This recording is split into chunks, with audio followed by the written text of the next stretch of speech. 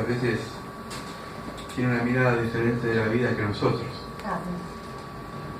San Juan 8, el versículo primero hasta el 11.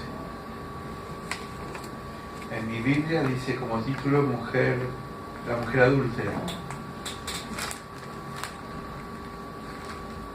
Bueno, así dice San Juan, capítulo 8, del 1 al 11. Dice: Jesús se fue al monte de los Olivos. Por la mañana volvió al templo y todo el pueblo vino a él, y sentado él les enseñaba. Entonces los escribas y los fariseos trajeron a una mujer sorprendida en adulterio, y poniéndola en medio, le dijeron: Maestro, esta mujer ha sido sorprendida en el acto mismo de adulterio. Y la ley nos manda por Moisés apedrear a tales mujeres. Tú pues, ¿qué dices?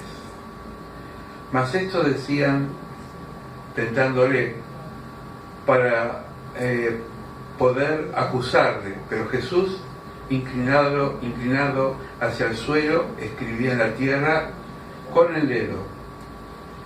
Y como insistieron en preguntarle, se enderezó y les dijo. Y Jesús respondió: el que vosotros estéis sin pecado, sea el primero en arrojar la primera piedra. E inclinándose de nuevo, hacía en el suelo y siguió escribiendo en la tierra. Pero ellos, al oír esto, acusados por su conciencia, salían uno a uno, como comenzando desde los más viejos hacia los postreros, y quedó solo Jesús y la mujer que estaba en el medio. Enderezándose Jesús, y no viendo a nadie sino a la mujer, le dijo: Mujer, ¿dónde están los que te acusaban? Ninguno te condenó. Ella dijo: Ninguno, Señor. Entonces Jesús le dijo: Ni yo te condeno, vete, no peques más. Amén. Bueno, creo que son los pasajes más tiernos de parte del carácter de Dios, de cómo Él tiene una mirada diferente que como miramos las cosas nosotros, ¿no? Una mujer que, conforme a la época y a una ley muy dura, cuando era sorprendida en adulterio, era apedreada por aquellos que la iban a enjuiciar. Esto es una ley que había escrito Moisés mucho tiempo antes. Pero Jesús empieza a decir que nadie está libre de culpas y que todos fallamos. De alguna forma u otra, siempre fallamos. Pero lo importante es que esta mujer no se sintió acusada por la gente que estaba presente, porque ya no estaban las personas. Entonces, al despejarse el territorio,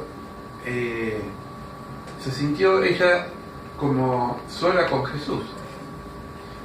Y entonces le dijo: bueno, ¿dónde están aquellas personas que te querían matar?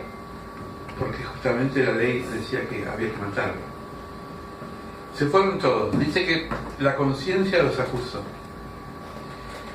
Y la conciencia es algo que muchas veces, yo digo que es como un semáforo, ¿no? A veces está la luz verde, podemos seguir avanzando, a veces está la luz roja, pero a veces cuando andamos en un vehículo y está la luz amarilla, corremos el riesgo de que el otro no vea la luz o se apresure a cruzar la calle y nos atropelle.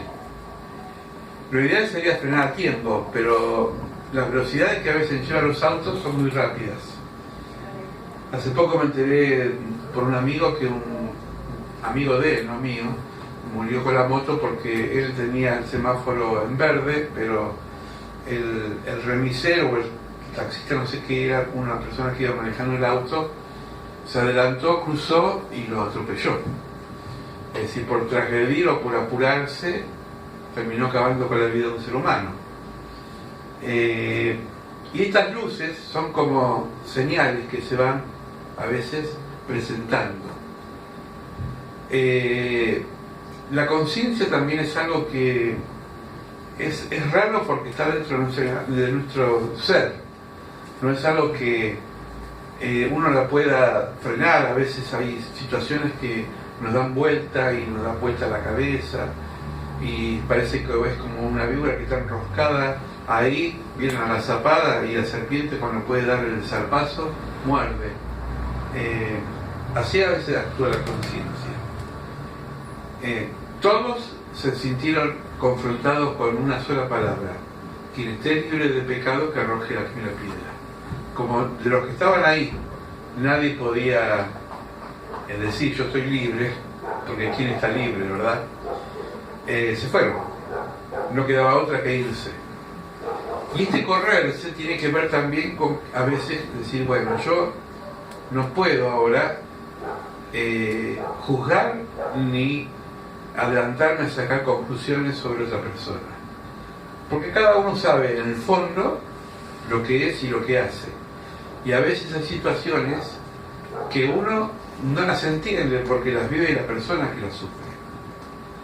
El otro día estábamos viendo una película con Dina que hace poquito, antes de ayer, que era una familia que estaba separada, y resulta que esa familia, el papá vivía en una playa, era escritor, tenía 2 hijos adolescentes, una hija y un hijo, y era muy rebelde, como todo adolescente, muy transgresor.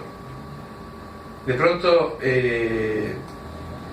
ellos tenían, sobre todo la hija, tenía un novio hacia la mamá, porque según ella, la mamá había traicionado a su papá con otra persona. Claro, ella sabía una parte de la versión de esa relación. Cuando el papá le insistía que se acerque a su mamá, que la salude, que le hable, que sea un poquito más respetuosa, ella se ponía cada vez más dura, ¿no? Porque estaba muy resentida, con mucho dolor. Y entonces en un momento en la playa, en una escena muy interesante, el papá la mira a la hija y le dice: antes que tu mamá me deje por lo que vos pensás que me dejó, yo también cometí un acto de infidelidad. Y eso produjo que estuvimos separados un tiempo. Ella me esperó 6 meses, yo volví, y ahora me toca a mí esperarla que ella vuelva, ¿no? Interesante. Cuando la hija recibe este mensaje de su papá, que lo quería mucho, decide con un acto de valentía ir a la casa de la madre, que no visitaba, hacía más de 1 año que no la visitaba, y se reconcilia con la mamá. Y esto tiene que ver con que a veces no sabemos la historia total de la otra persona, sabemos una parte. Porque es como cuando uno mira algo, por ejemplo, yo miro esa camarita y bueno, yo miro la parte de atrás, no veo la imagen que se está proyectando, la imagen la veo los que están atrás. Entonces mi visión es parcial, ¿no? No tengo una visión total. El único que tiene una visión total de las cosas es Dios, porque Él nos conoce tal como somos. Él nos conoce con nuestros defectos, con nuestras virtudes, con nuestras capacidades y errores. Y Jesús, que conocía el corazón del ser humano, dejó que el mismo ser humano muerda la propia trampa, que era el de acusar. Él no dijo nada, él no se enojó con los fariseos, no se enojó con las personas que la querían apedrear, simplemente dijo, bueno, ¿y ustedes por casa cómo andan? Dice que todos, al sentirse tocados por esta palabra, no pudieron otra cosa que irse, porque ninguno de los que estaban ahí era mejor o peor que esta mujer. Vaya a saber qué lo llevó a esta mujer a esta actitud. A veces cuando una persona hace algo incorrecto, puede haber varios motivos, pero el motivo principal lo conoce Dios. A veces tenemos reacciones reaccionamos mal porque nos enojamos con alguien, o nos levantamos, como yo digo, con el pie izquierdo y de pronto es como que no queremos que ese día no nos toque nadie, que nos mire nadie, porque estamos así eléctricos, ¿no? Y por ahí, porque tuvimos un mal sueño, no dormimos bien, o no fue bueno el día del trabajo, qué sé yo. Esos humores que tenemos nosotros adentro y que muchas veces no lo podemos manejar. El que nos mira de afuera va a decir, bueno, pero qué carácter, qué personalidad, qué forma de ser. Pero siempre con una mirada parcial. Siempre como que no podemos nosotros juzgar la totalidad de la otra persona. Por eso cuando Jesús dice no juzguen y no serán juzgados, quiere decir que la misma medida que uno mide va a ser medido también. A veces es preferible callar. A veces es preferible decir, bueno, no sé. No sé por qué está así. No sé por qué se comporta así conmigo. No sé por qué tuvo esa reacción. Vaya a saber qué lo llevó a tener esa reacción. A veces hay situaciones que una sola reacción produce como un desencadenamiento de una bomba. Una persona que por ahí todo un año fue tranquila, pasiva, y de pronto explotó con un acto de ira y se vino abajo una relación. A veces de amistades, a veces de padres a hijos, de hijo a padre, qué sé yo. Pero mi papá decía una cosa que me quedó muy grabada. Decía, bueno, es bueno contar hasta 10 antes de explotar. Porque somos, ¿no?, de explotar. Lo mejor es contar hasta 10, calmarse un poco y hablar en el momento justo. Porque cuando uno habla en el momento que no es correcto, puede meter la pata. Mejor dejar que se calmen las aguas, como dice el refrán, que se apague el fuego y no echa más leña, porque lo único que logramos es que la cosa se ponga muy densa. Jesús la miró y le dijo, mujer, ¿dónde están los que estaban con la piedra en la mano, los que se iban a acusar, los que te iban a señalar? Ninguno se fueron todos. Bueno, yo tampoco te acuso, no hagas más lo mismo, no pegues más, pero ve en paz. Y ese ve en paz y no lo hagas más, la liberó de la carga muy fuerte que tenía, porque socialmente, sobre todo en esa época, era algo mal visto. Dios siempre nos da la paz cuando nos deja, cuando nos perdonamos, cuando nos sentimos que hemos cometido un acto incorrecto, un acto que no corresponde. Entonces es importante, en ese sentido, ir al lugar justo, que es Dios. Decir, Señor, yo me arrepiento de lo que hice. Y si lastimé a alguien, es bueno hablarlo con esa persona. Tener la valentía de decir, perdóname, porque me equivoqué. Dice Pablo en Romanos 7, miserable de mí, porque hago lo que no quiero, en vez de hacer lo que debo. Hay una naturaleza en nosotros que es como que dentro de nosotros tenemos una lucha permanente entre el bien y el mal. Por un lado queremos hacer lo bueno y por otro lado hay lo que se llama la naturaleza del pecado que nos lleva a hacer lo malo. Y él dice, miserable de mí, ¿quién me librará de esto? Pablo dice esto. Y reconoce Cristo Jesús. Eso lo dice en Romanos 7. Después Romanos 8 dice, no hay más condenación para aquellos que están en Cristo Jesús. Fíjense que habla en el tiempo presente.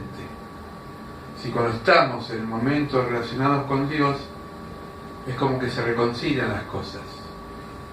Y uno empieza de vuelta a reconstruir su vida. Porque Dios siempre nos da una oportunidad para reconstruir las cosas. Ayer tuve un percance familiar, no con los que están acá, por eso puedo hablar con libertad. Y una de las personas llegada a mí me dice, mira, tener paciencia porque es así, le falta, ¿no? Y uno ya quiere que el otro ya sea bueno y perfecto. Y me dijo una palabra que me dejó picando la pelota.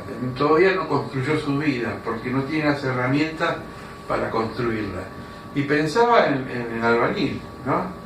El albañil para levantar una pared necesita herramientas, una cuchara, una pala, una serie de cosas, una plomada. No hagan como yo, que para levantar una pared desahojo y después me sale una columna media torcida.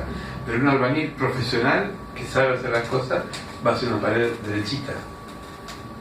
Y a veces hay gente que no tiene las herramientas, que no le han dado las posibilidades de que pueda construir la vida, porque quizás nació sin una base, no tuvo una formación en la familia, qué sé yo. Los pasados de cada uno de nosotros son muy particulares, pero lo importante es que Dios no ve ese pasado, sino lo que somos ahora. Por eso dice: el que está en Cristo, el que es presente ahora, es una nueva criatura. Las cosas viejas pasaron, todo es hecho nuevo.